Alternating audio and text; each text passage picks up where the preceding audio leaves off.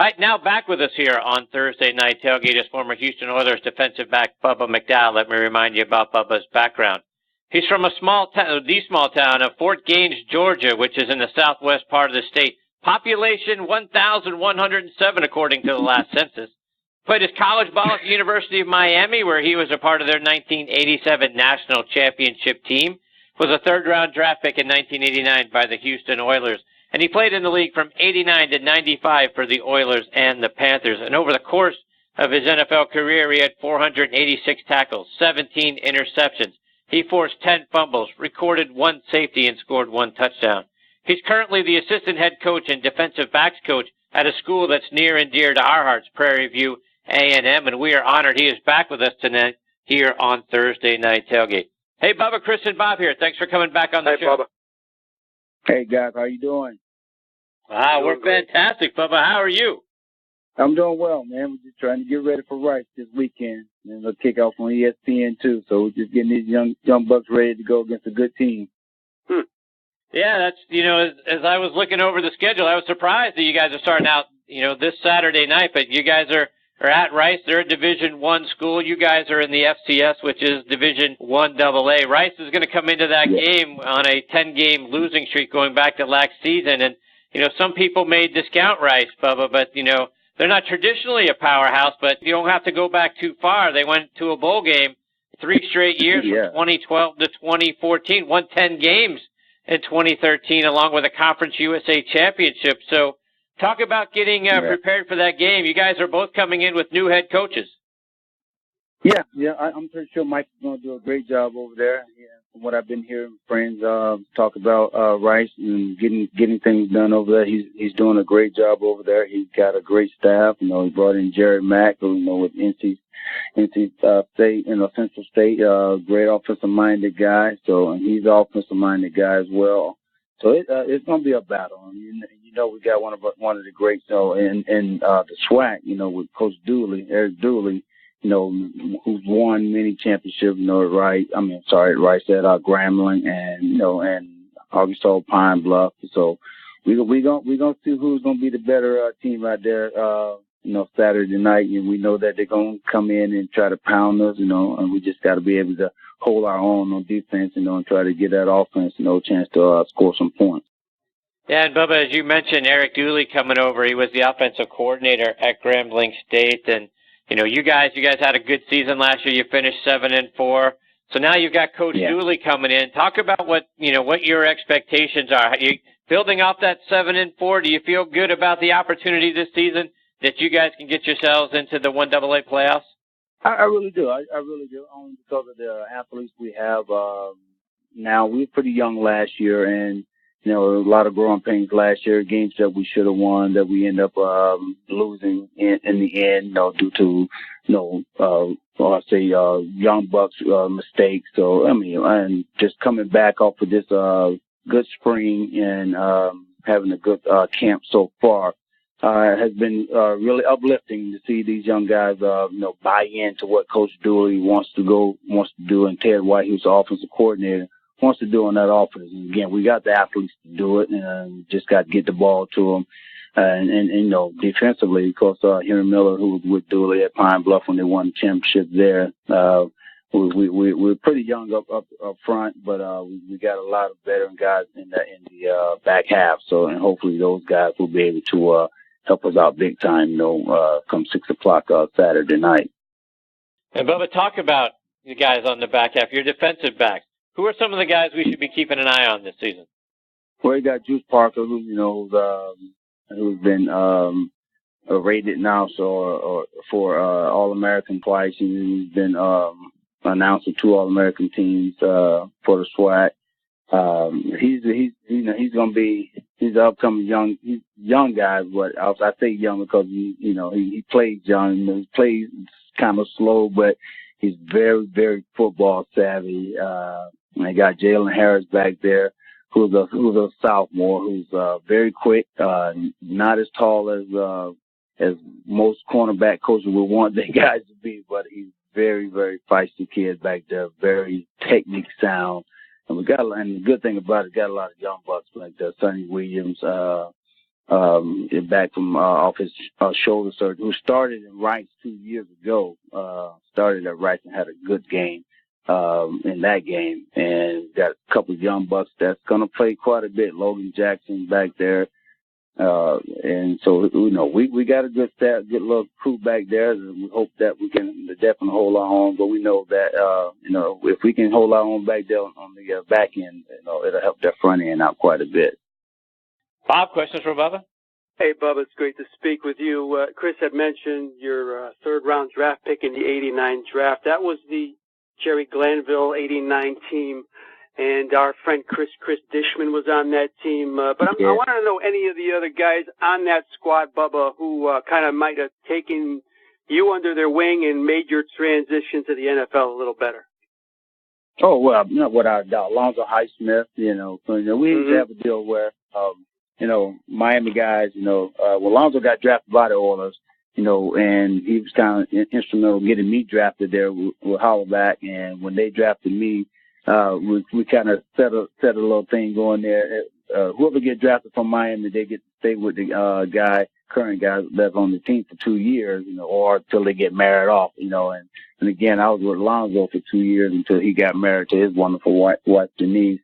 So I started doing that with Michael Barrow, and he started doing that when he was there as well. So Alonzo was very instrumental to me, and like I said, we're great friends and buddies to this day, and now he's at Cleveland now, so we talk quite a bit.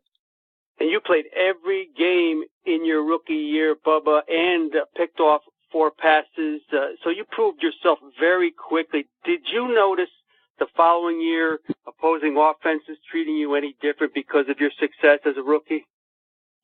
No. I mean, I was still, kind of that guy that they thought was undersized, that they can pick on, But as Nick Saban taught me, the second year there, he kind of pulled me aside and said, you came in, you had a good rookie season. Now you got to continue to build on that, and then the little things that you need to do are just kind of, just be in the right place, and leverage wise, and I didn't understand that then coming until he left, and then the more and more I thought about it and started practicing that, at practice, it became more and more familiar with me, and just being in the right place and using good leverage more so when I'm doing the run support, because a lot of times I would, guys would come in and I would take on big linemen, and I would just go right into them and shoot, they would just gobble me up. So I just started using my skills, leverage, to get around them and make tackles. Bubba, when we take a look back at some of your time at the U, right? When you guys were there, you were dominant in college football. Yeah. You won a national championship there, very nearly 2 more. So curious to get your thoughts on your alma mater. What are you expecting from Miami this season? A lot.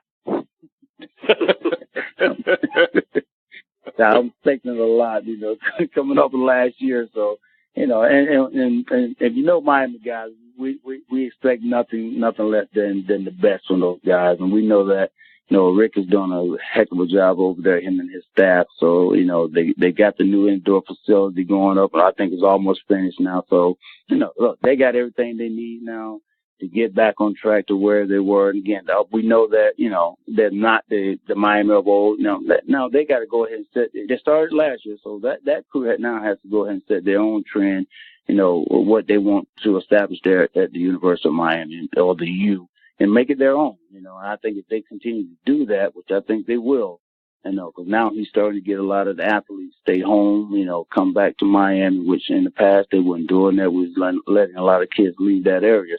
And it's always good when you can keep kids in state, at home, and they just play a lot harder. And Bubba, you guys handed Oklahoma their only loss in '85 and '86, and for the national championship in '87. Was there something about their style of offense or how that team played that you guys were able to just sort of figure out and allowed you to exploit that and be dominant over them, if you will? Well, I think it was just more of Miami, athletes, or those guys just wanted to beat them so bad, and again, it was just trash talking, throughout the week, Jimmy would come in and give us like clips of the guys, of people saying stuff in the paper about us, what we can't do, we can't do this, and that just made guys even more madder, man. And again, the mighty Oklahoma versus the University of Miami, who, previous year just came off the national championship. So, we was nothing compared to that dominant team, school back in the day, So again, it was just, those guys, figuring out, we got to make our own way, make our own team, and again, those guys played like it was no tomorrow. And that's how we played to the year that I left. That was the good thing about, playing around those guys, because it was all about football, man. It was all about teammate, camaraderie, and you couldn't tell them guys that, that we weren't going to go out and win the game. But a lot of times I tell my kids today, I say, shoot, man, sometimes we've had the game won before we even snapped the ball. And Bubba, as I was looking around on your game logs and the things that you achieved in the NFL, your first career interception came off of former Hurricane Bernie Kosar. I'm imagining that's something that you remind Bernie about every now and then. Yeah, what I see him. Yeah, what I see him. I haven't had a chance to. And I hear those guys are, at the spring game quite a bit. We always have a big outing, during the spring game there in Miami, and I just haven't had a chance to get down there. But true, when I see him, I definitely will remind him, because again, it was my first one. I still got that football up in my game room now, so it made me feel that much, confident that I can play, on that level. Because I mean, before that, I was just out there playing, But getting that interception, and again, Nick giving me advice about where to be, and just watching film, and the more film I watched, the more comfortable I feel out there in the field. So it helped me out as far as being in the right place at the right time. Bob, one more for Bubba before we let him go. Sure, Bubba, you played over 100 NFL games, a very successful 7-year career, but you think back on it, you're done with playing the game you love by the age of 30. Was that a major tough transition for you, Bubba, or did you go out on your own terms? No, Bob, you said it right. You hit it on the head, man. And that's what I always said. I always wanted to go out on my own terms, but, the Achilles tendon took me out. Man, it's like, because I always say, hopefully I can get at least 10 in, and then from there, it'll be a plus. But it was a hard transition for me, because I actually thought, when I tore the Achilles tendon when I was leaving Carolina that summer, and, went to Philly, tried out there. And then ended up ripping it a little bit the last preseason game against Pittsburgh, and then got cut. And I'm, oh man, it hit me hard, and it actually took me probably about a good 2 years before I actually started watching football again. I actually took up golf. At that point, it hit me hard, because I honestly thought I was ready to get surgery, come back, get back in shape, and be back on that football field. But that wasn't the case. So, it hit me pretty hard. Bubba, before we let you go, how can our listeners stay up to date with all the great things that you're doing, whether it's online or it's over social media? Well, I mean, I don't be on social media quite a bit. I'm on it now, more so now, because, the kids, they're on it. So I have, as far as recruiting tool, I have to be on it. And, that's on my Twitter account, and that's McDowell, _ Bubba. So if you want to hit me there, follow me there. Like I said, I don't tweet a lot, but I do tweet, and of course, if you hit me up, I'm definitely going to hit you back. And I'll shoot a couple of inspirational words every now and then. So that's the best way to follow me. Well, Bubba, we can't thank you enough for taking time out of your busy schedule to come back and be a part of the show. It's always a thrill for Bob and I to get to spend some time with you. We hope you'll come back and join us again, hopefully whether it's during the season or just after the season, but we'll be following you and Prairie View A&M, and wish you guys a lot of luck this upcoming season. I appreciate it, guys. I love you guys, man, what you do. Y'all keep up the good work, and anytime you want me back, you got my number. Just give me a call. Thanks. Good luck. We appreciate that, Bubba, very much. Take care. All the best to you and your family. We'll catch up soon. You as well. Bye-bye. Thank you. See you, Bubba. That's a great Bubba McDowell and Bob. I was surprised to see that their first game of the season is this upcoming Saturday. I thought maybe there was another week to go before that, but going up against Rice, and I'll tell you what, I got a good feeling about Prairie View A&M. Certainly with our good friend Willie Simmons, coming off of his years there, and now, like we say, over at Florida A&M. But Bubba's a heck of a coach, was a heck of a player. And, if that defense, comes up just like he was talking about, I think they're going to build off that 7-4. And I got a feeling we're going to see them in the 1AA playoffs this year. Yeah, I agree. What Willie Simmons did is kind of get that program where it had to be, Chris. And now you have guys, former NFL guys, coming after him on that coaching staff. And it looks like they're going to be around to stay.